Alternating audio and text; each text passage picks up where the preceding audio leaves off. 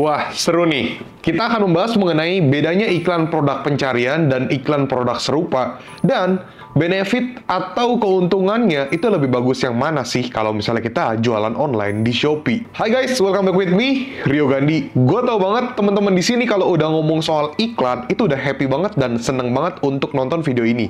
Karena kalau ngomongin soal iklan, ini adalah sesuatu yang paling bisa untuk membuat toko online kita itu kedongkrak itu makin gede lagi. Secara traffic, pencariannya, lalu omsetnya, penjualannya, dan sebagainya. Pokoknya kalau ngomongin iklan itu seru banget dan nggak akan pernah habis karena iklan tuh banyak macamnya dan banyak versinya dan selalu update. So, jadi sesuai dengan video dan sesuai dengan judulnya, di video kali ini gue akan membahas mengenai lebih bagus mana sih iklan produk pencarian atau iklan produk serupa kalau misalnya di Shopee. So, tapi sebelum itu teman-teman jangan lupa untuk like dulu video ini sebagai bentuk terima kasih dan apresiasi kalian karena gue telah membuat video ini, dan jangan pelit untuk like teman-teman. Yuk, tinggal klik tombol like aja, gue tunggu sampai hitungan ketiga. 1, 2, 3.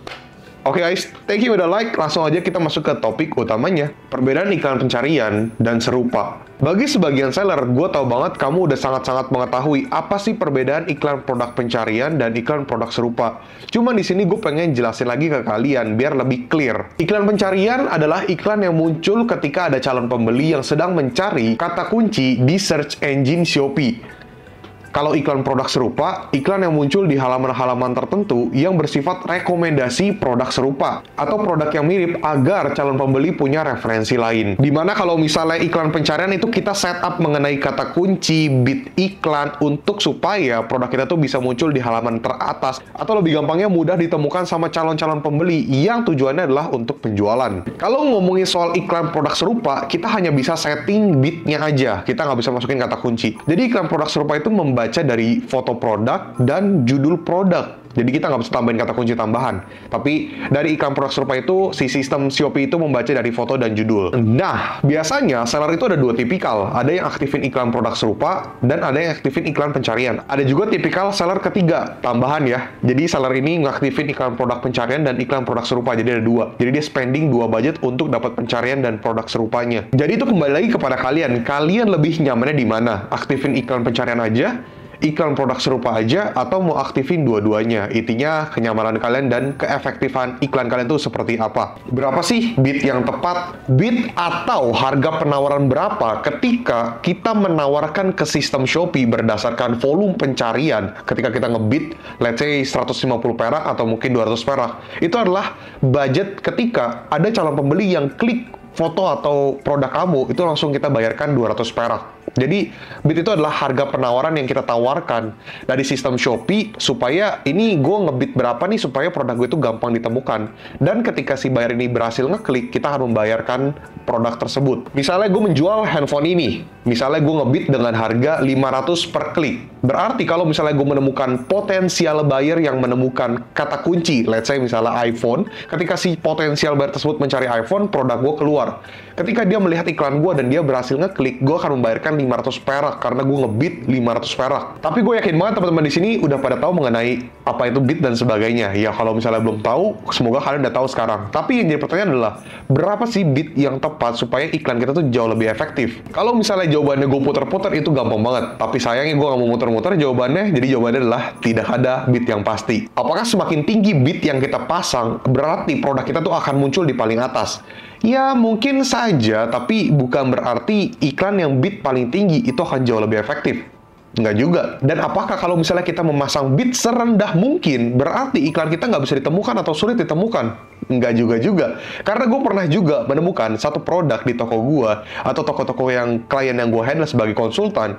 Gue ngebid di angka 200. Ketika gue mencoba untuk mengiklankan produk tersebut dengan bid 200 kata kunci 1 misalnya ya, itu bisa muncul di halaman 1 atau 2. Itu gimana caranya? Ya udah pasti ada cara-caranya teman-teman. Karena gue udah banyak banget nge-testing dari berbagai produk. Sebenarnya bukan ngomongin soal toko ya, tapi produk kan berbeda-beda. Ada yang produk ini di bidnya yang cocoknya di angka 350 per klik, 400, 500 per klik, dan sebagainya. Pokoknya bervariasi banget lah. Jadi setiap kata kunci dan setiap produk itu memiliki bid yang berbeda-beda dan kata kunci yang berbeda-beda. Sehingga kalau ngomongin soal iklan itu seru banget dan pusing juga. Tentu aja kita sebagai seller, kita maunya bid serendah mungkin dan bisa bisa mendapatkan hasil semaksimal mungkin. Sebenarnya konsepnya seperti IG Ads atau FB Ads, dimana kalau misalnya kita ngebid itu di angka berapa, semakin banyak yang klik produk kita, maka bidnya semakin rendah. Tapi quantity klik yang ngeklik itu makin banyak, sehingga tetap budget yang kita keluarkan lebih besar. Tapi mendapatkan klik yang banyak. Sama seperti di Shopee, kalau kita ngebid kecil pun, kalau misalnya emang iklannya berpotensial dan banyak yang klik, otomatis iklan kita akan jauh lebih efektif.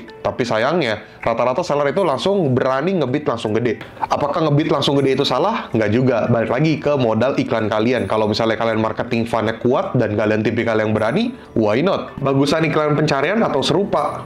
Kalau ngomongin soal bagusan iklan pencarian atau serupa, sejujurnya kalian tuh harus testing sendiri. Karena gue pernah menemukan berbagai macam produk, dari ribuan produk yang pernah gue jual, ribuan produk yang pernah gue handle tokonya di toko konsultan, atau mungkin ribuan produk yang pernah gue analisis. Mereka memiliki metode yang berbeda-beda. Ada yang cocoknya di iklan pencarian doang, ada yang cocoknya di iklan produk serupa, ada yang nggak cocok diiklanin, ada juga yang cocok kedua-duanya. Jadi sebenarnya lu harus testing sendiri. Apakah di testing itu sebentar? Enggak. Lama banget kalau nge-testing soal produk iklan. Ya, memang makan budget. Cuman kalau misalnya berhasil, itu akan mantep banget untuk kedepannya.